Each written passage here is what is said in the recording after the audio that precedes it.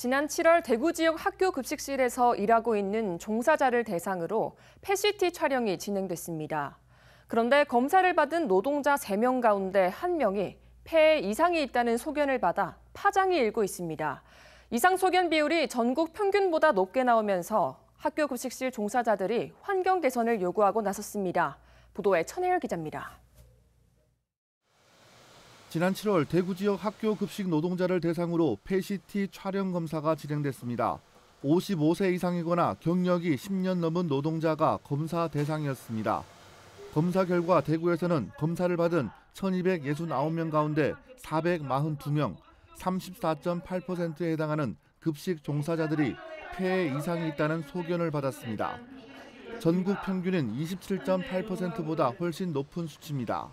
환기도 제대로 되지 않는 반지하 급식실에서 자욱한 연기를 마시며 일한 결과이며 특히 튀김 요리 과정에서 발암 물질인 조리휴에 노출되면서 메스꺼움과 어지러움을 호소하다. 급식실 노동자들은 폐 질환의 원인으로 열악한 급식실 환기 시설을 꼽았습니다.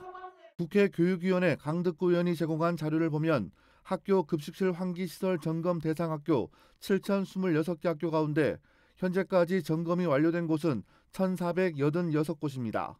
이상이 없다고 나타난 곳은 68개 학교에 불과했고 나머지 1,418개 학교에서는 환기 시설이 기준에 미달한다는 결과가 나왔습니다. 그마저도 조치가 완료된 곳은 90개 학교뿐이며 1,318개 학교는 이상이 진단되었음에도 개선되지 않은 상태로 남아 있습니다. 학교 급식실은 조리하는 공간이기 때문에 새로운 가이드라인을 만들었습니다. 그러면서 0.5에서 0.7%로 초당 빨리는 속도를 그렇게 기준치를 정했습니다. 그 기준치를 정했는데 지금 대구 같은 경우에는 500여 개 학교 중에 지금 한 반틈이 넘는 260여 학교를 전수조사했지만 거의 대부분 학교가 기준치 미달입니다. 우리나라의 무상급식은 세계 최고 수준을 자랑하고 있지만 급식실 노동 환경은 열악하기 짝이 없습니다. 이를 해결하기 위해 대구 학교 비정규직 연대회의는 오는 15일 서울에서 열리는 전국 학교급식 노동자 대회에 참석해 근로환경 개선을 위해 목소리를 높인다는 계획입니다. BTV 뉴스 천혜열입니다.